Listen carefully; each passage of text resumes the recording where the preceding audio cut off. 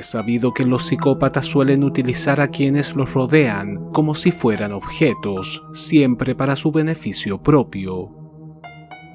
En el ámbito sexual son promiscuos, posesivos, no crean vínculos emocionales honestos con sus parejas y en algunos casos ni siquiera las ven como personas, sino literalmente como simples trozos de carne.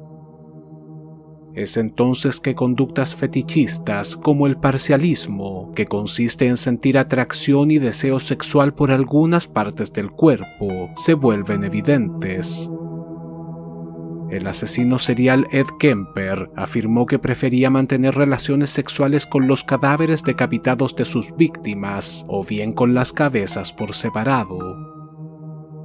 Jerome Brudos tenía un fetiche con los zapatos de tacón y solía introducirle los pies amputados de las mujeres que asesinó para fotografiarlos y masturbarse. Ted Bundy no solo decapitó a algunas de sus víctimas, sino que guardó sus cabezas durante días. Les lavaba el cabello, las maquillaba y eyaculaba dentro de sus bocas antes de deshacerse de ellas cuando comenzaban a descomponerse. Jeffrey Dahmer se excitaba contemplando las vísceras y órganos internos. Él mismo confesó que solía masturbarse entre los intestinos de los cadáveres. El danés Peter Frederiksen fue descubierto con 21 clítoris cercenados en el congelador de su domicilio en Sudáfrica. Si bien no asesinó a las mujeres que castró, pues las drogaba y sometía a una cirugía antes de dejarlas en libertad, coleccionaba sus genitales porque aquello le producía placer. Todos estos son ejemplos de denigración, cosificación y sexualización de seres humanos, llevados a extremos enfermizos y perversos. El fetichismo y las parafilias parecen ser una constante en la actividad sexual de muchos asesinos en serie, con características psicopáticas, aunque en el caso de Wayne Adam Ford existen algunas dudas con respecto a su verdadero estado mental en el momento de cometer los crímenes.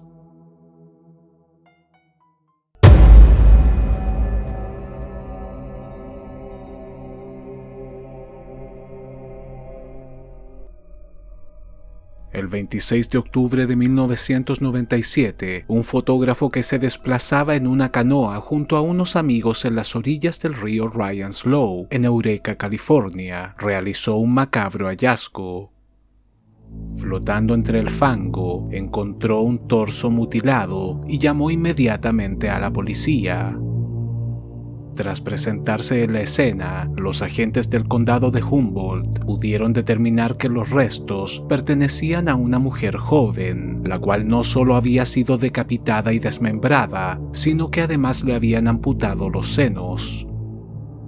El torso estaba parcialmente destripado y le habían asestado 27 puñaladas en la espalda. Los forenses estimaron que la víctima había sido asesinada 3 o 4 días antes y que debía tener entre 18 y 25 años de edad.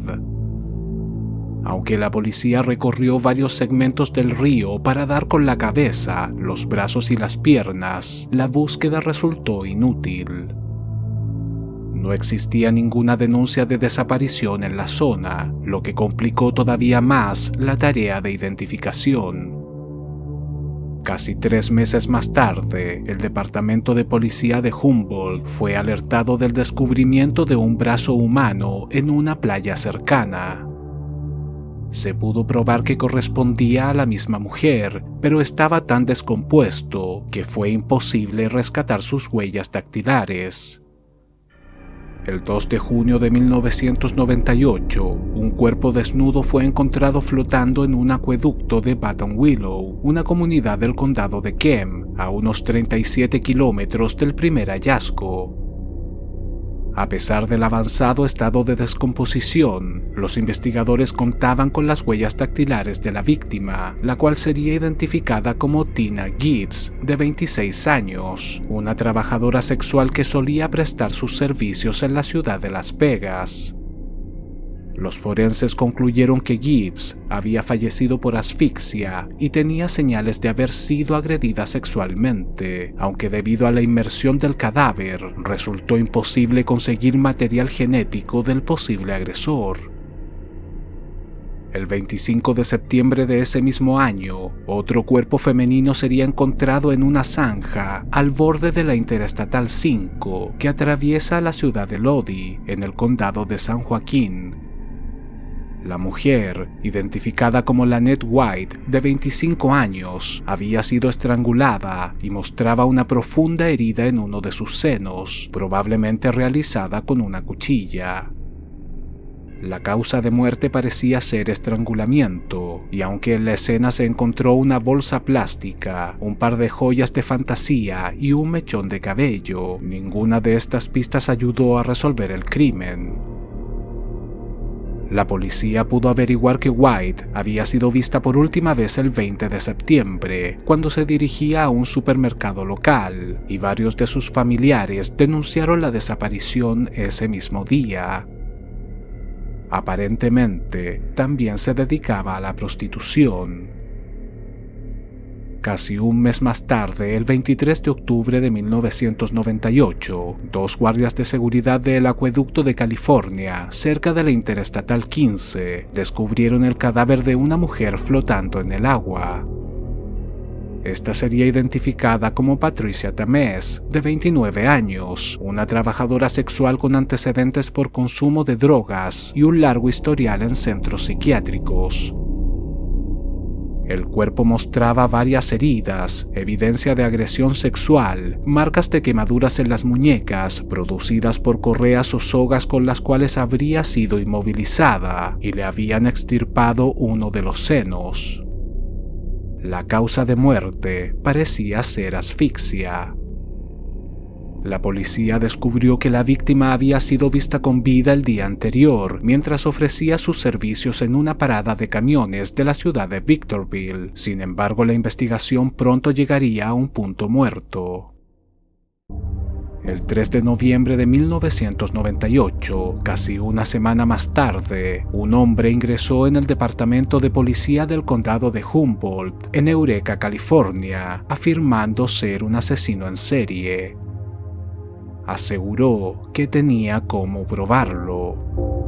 Intentó sacar algo de su chaqueta, pero los oficiales le dijeron que pusiera sus manos en alto y que no se moviera. Lo estaban apuntando con sus armas cuando uno de ellos se le acercó y metió la mano en su bolsillo. Del interior sacó una bolsa Ziploc, la cual contenía un pecho femenino. Uno de los agentes que se encontraba en la sala de recepción fue incapaz de contener las náuseas y se puso a vomitar.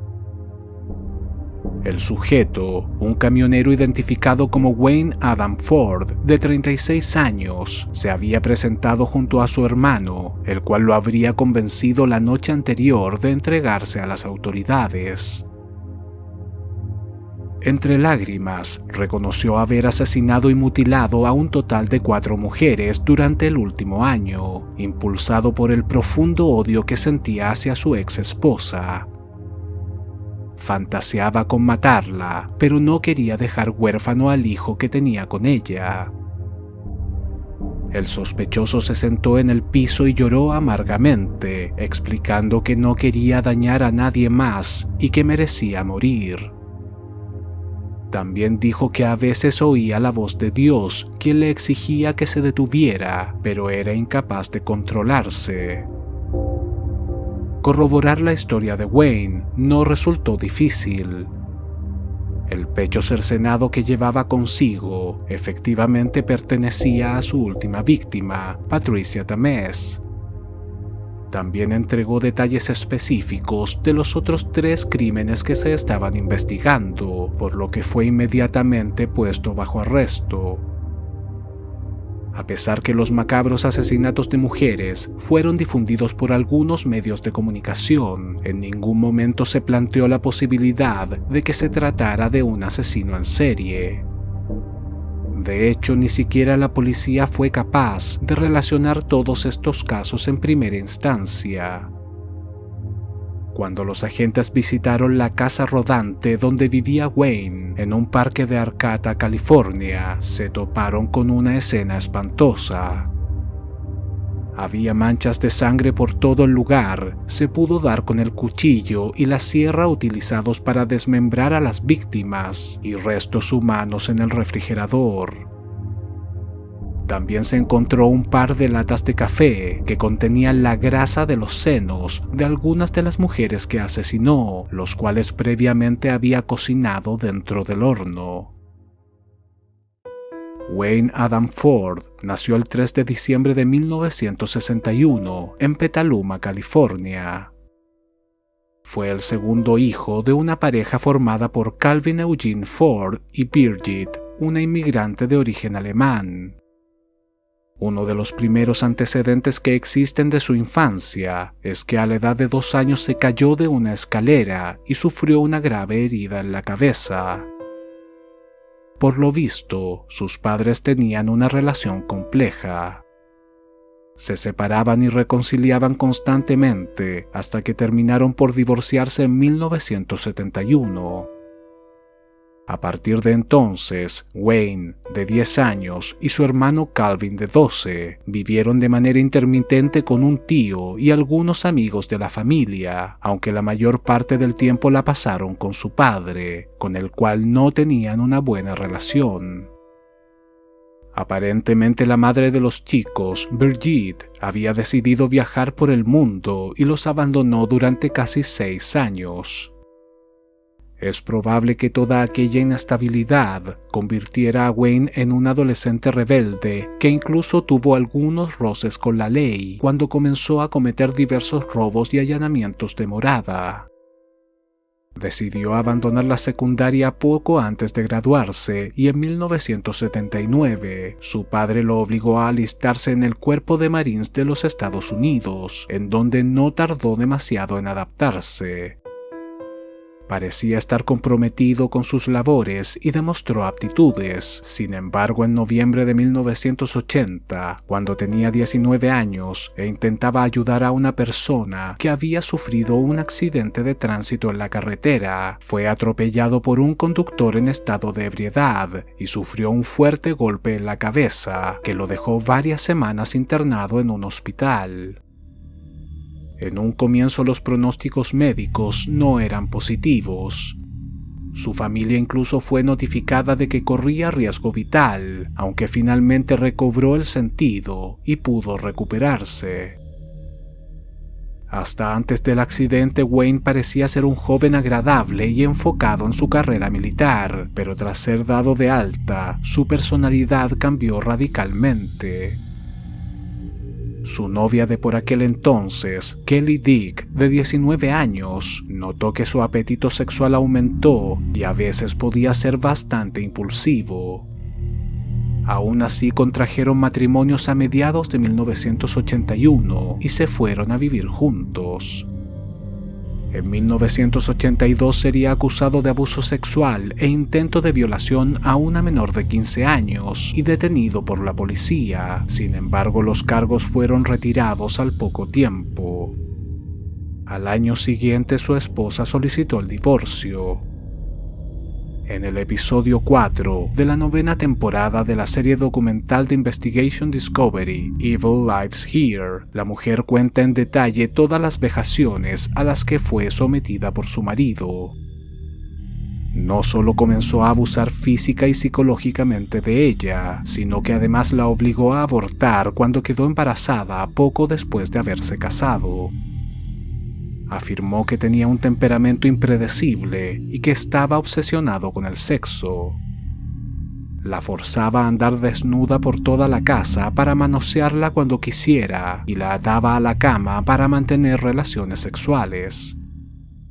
Realizó moldes de los senos de su esposa con cera caliente y en cierto momento mencionó que tenía planeado tener sexo con ella, cubriéndola con una sábana con 2 agujeros, por donde solo se le asomaran los pechos. Las agresiones llegaron a un punto álgido cuando comenzó a clavarle agujas en los pezones. La joven solicitaría el divorcio en enero de 1983 y aunque encontró una nueva pareja y se mudó a 2 ciudades distintas, su ex esposo siguió acosándola durante meses, escribiéndole mensajes amenazantes en las ventanas de las casas que rentaba. Cuando finalmente Wayne le perdió la pista, se sintió tan frustrado que atacó a una mujer en plena calle, mordiéndole los senos. La salud mental de Wayne se deterioraba rápidamente. Atravesaba por estados de euforia, depresión, arrebatos de ira y mostró conductas violentas y autodestructivas que llamaron la atención de sus superiores en el cuerpo de Marines, los cuales lo derivaron a un hospital psiquiátrico después de que agredió a otro oficial.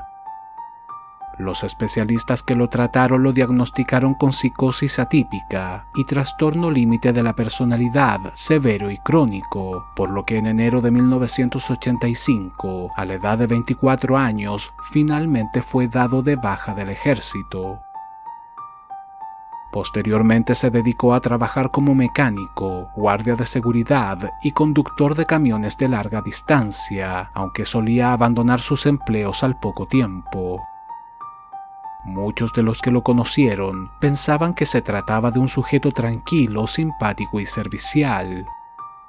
Mantenía una buena relación con sus compañeros de trabajo, con los cuales disfrutaba cantando karaoke en distintos bares de música country. También fue el encargado de conducir un bus escolar para alumnos discapacitados en el condado de Orange e incluso reanimó a uno de los chicos cuando éste sufrió un repentino ataque y llamó a una ambulancia para que pudieran estabilizarlo. Sin embargo, en 1986 sería arrestado después de golpear y violar a una prostituta, delito por el cual nunca fue procesado por falta de pruebas. Ese mismo año, Wayne inició una relación amorosa con una joven llamada Madad Radwan, la cual soportó durante años su comportamiento abusivo y desviado. El hombre no solo le exigía tener sexo a diario, sino que además mostraba conductas lascivas, como masturbarse en casa con las ventanas abiertas. La pareja se separaría en 1992. Poco después sería acusado de crueldad animal y puesto bajo arresto por matar a tiros a 2 perros que ingresaron al patio trasero de su propiedad. Se declararía culpable y pasó un par de días en la cárcel antes de que los cargos fuesen retirados. 2 años más tarde, en octubre de 1994, Wayne contrajo matrimonio con una joven de 19 años llamada Elizabeth Ault y con la cual tendría un hijo al año siguiente. Sin embargo, la chica no tardó demasiado en darse cuenta que había cometido un grave error y que se había casado con un depravado. Wayne la ataba a la cama, la violaba a diario, invitaba a la casa a otros hombres para que mantuvieran relaciones sexuales con ella mientras los observaba y le clavaba alfileres de gancho en los pezones. En agosto de 1996, Elizabeth tomó a su hijo y huyó del departamento que compartía con su marido cuando éste intentó estrangularla con un cinturón.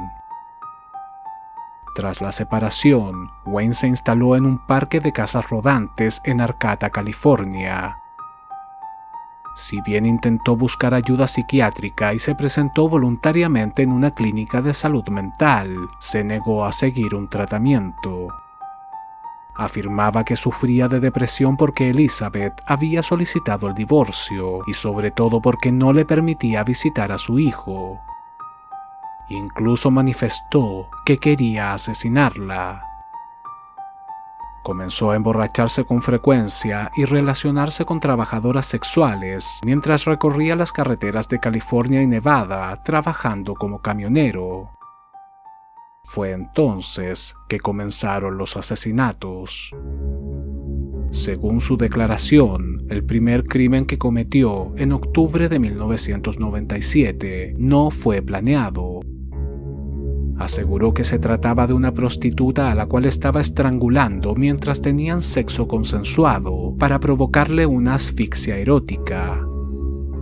Solo cuando la mujer dejó de moverse, comprendió que la había matado.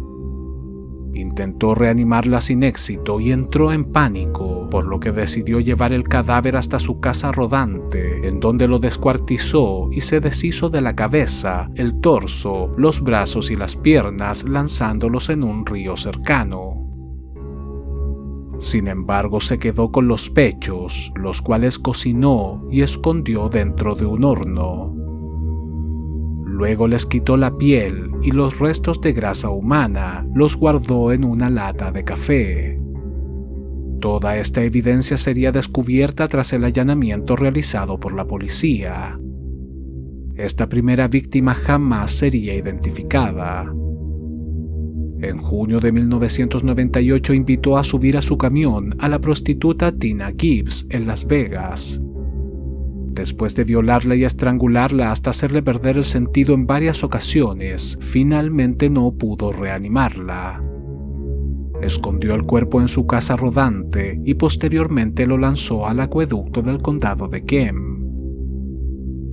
En los siguientes meses, Wayne habría secuestrado, violado y agredido a otras 3 trabajadoras sexuales, aunque todas consiguieron sobrevivir a sus ataques y fueron dejadas en libertad al costado de la carretera. Ninguna se atrevió a denunciar los hechos porque pensaron que sus acusaciones no serían tomadas en cuenta por la policía. El 20 de septiembre de 1998, violó, torturó y asesinó a Lynette White.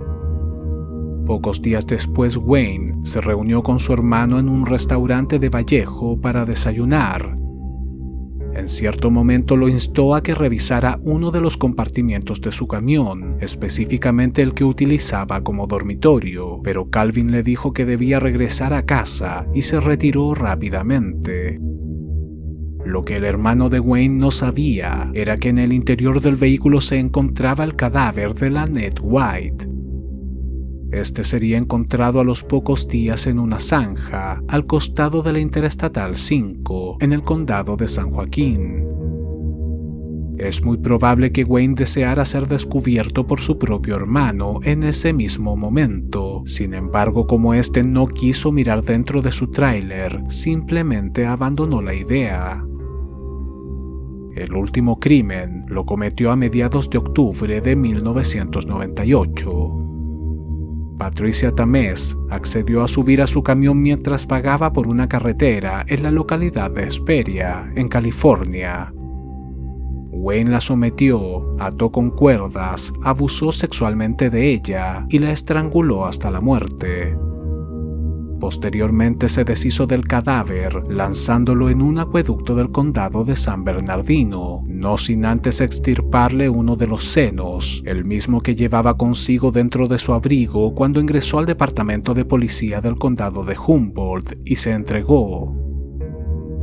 El caso no dejó indiferentes a los medios de comunicación, y las principales críticas apuntaban a las autoridades, quienes jamás sospecharon de la existencia de un asesino en serie rondando la zona.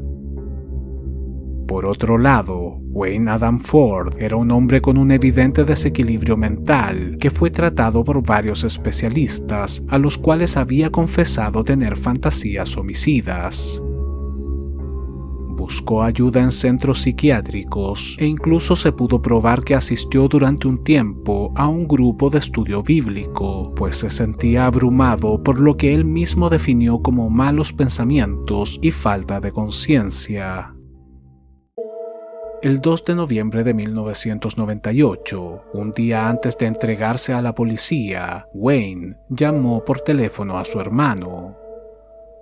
Se reunieron y después de beber un par de cervezas, le confesó que había dañado a varias personas y que estaba arrepentido. Calvin insistió en que le diera más detalles, pero este se negó. Finalmente reconoció que necesitaba detenerse y entregarse a las autoridades. Horas más tarde, ambos se presentaron en el departamento de policía del condado de Humboldt. Fue allí donde su hermano se enteró de lo que realmente estaba ocurriendo.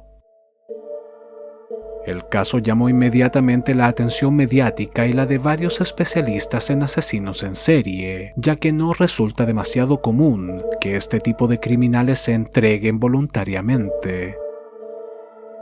Además, su comportamiento no parecía ser el del típico psicópata frío y carente de emociones, sino el de un hombre trastornado y atormentado por lo que había hecho. Aquello no era suficiente para presentarlo ante un jurado como inimputable. Efectivamente era un sujeto perturbado y depresivo que posiblemente sufría algún tipo de daño cerebral. Sin embargo, tendía a la autocompasión, parecía comprender la diferencia entre el bien y el mal y no se detuvo después de cometer su primer crimen.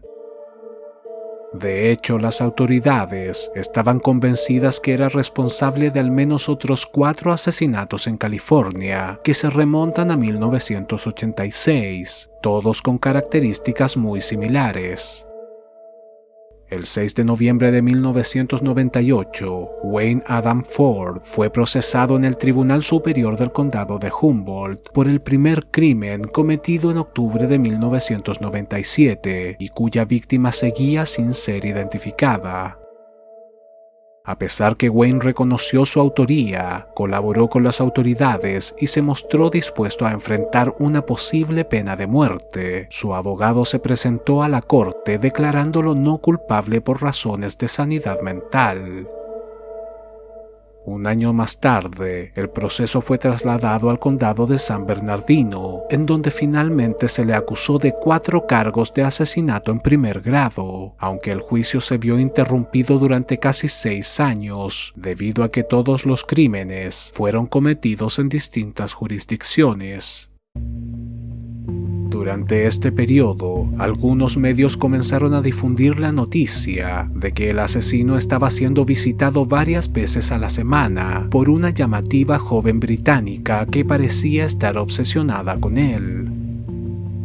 Su nombre era Victoria Redstall, una actriz y modelo que aspiraba a convertirse en periodista.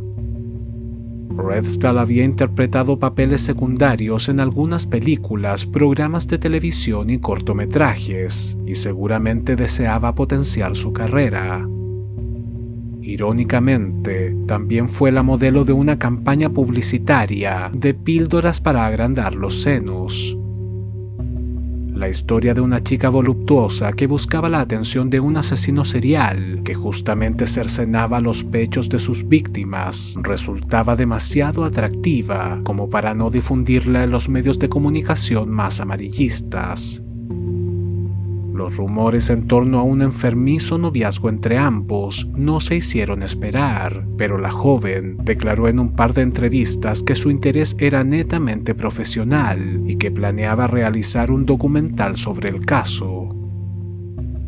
Al mismo tiempo afirmó que Wayne era un sujeto inteligente, dulce y que confiaba ciegamente en él. De hecho, dijo que estaba segura que ya no representaba ningún peligro para la sociedad. Sin embargo, las constantes intervenciones de Redstall, visitas a la cárcel y también a tribunales comenzaron a afectar el proceso judicial, pues por lo visto el acusado le estaba entregando más información que a sus propios abogados. En el año 2009, Redstall estrenó un polémico documental titulado Room Zero. En él se le puede ver recorriendo la zona donde supuestamente se encontraban la cabeza, los brazos y las piernas de la primera víctima asesinada por Wayne. La policía solo había rescatado el torso mutilado y no fue capaz de descubrir su identidad. El largometraje se centra en cómo Redstall intenta sonsacarle información al asesino a través de llamados telefónicos para que le ayude a encontrar la cabeza, algo que finalmente no ocurre. En el año 2011 publicaría Serial Killers Up Close and Very Personal, un libro en donde cuenta su experiencia tras entrevistar a varios asesinos en serie, como Gary Bowles, Keith Jesperson, Robert Joseph Long y Wayne Adam Ford, entre otros.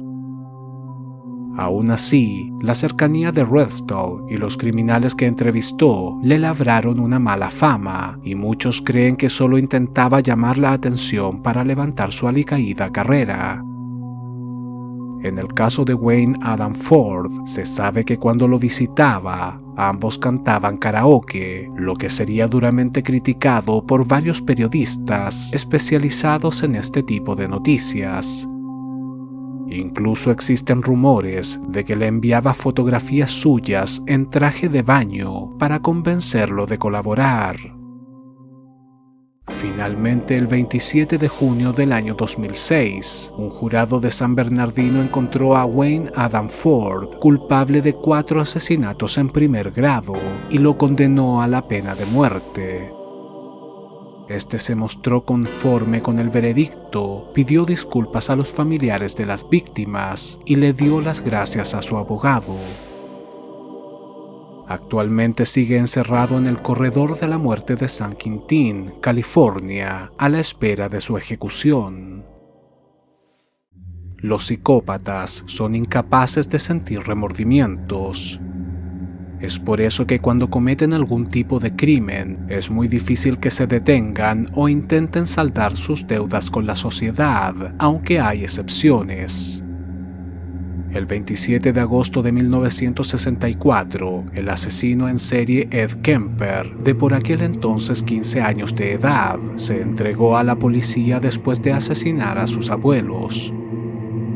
Tras ser dado de alta del Hospital Estatal de Atascadero en 1969, inició una nueva ola de crímenes todavía más espeluznantes, cobrándose la vida de otras 8 víctimas, incluyendo su propia madre. El 27 de abril de 1973, pocos días después, llamó al Departamento de Policía de California y se entregó. Kemper aseguró que tras asesinar a su madre, perdió la motivación para seguir matando.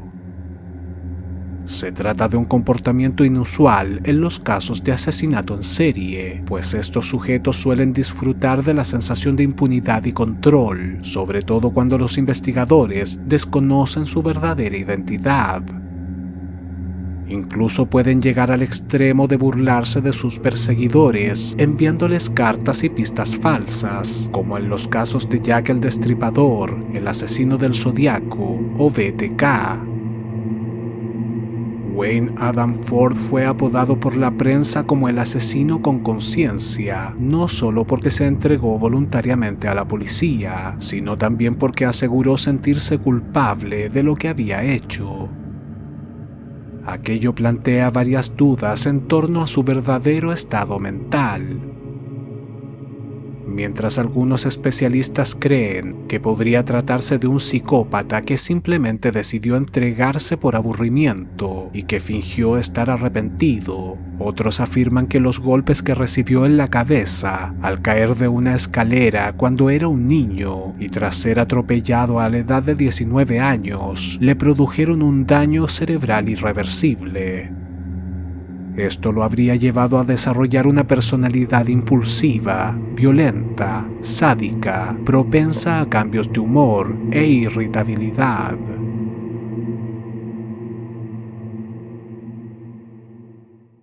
Si este video te gustó, dale like, suscríbete y compártelo en tus redes sociales. Esto me ayudaría mucho para seguir subiendo este tipo de contenido.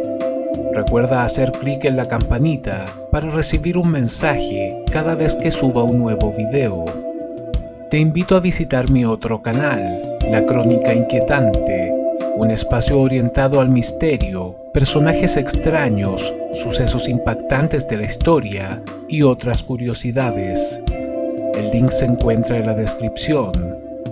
También podrás encontrar el enlace para comprar mi libro Monstruos Humanos, en donde ahondo en el tema de los asesinos en serie. Mi nombre es Álvaro y este es el canal del crimen.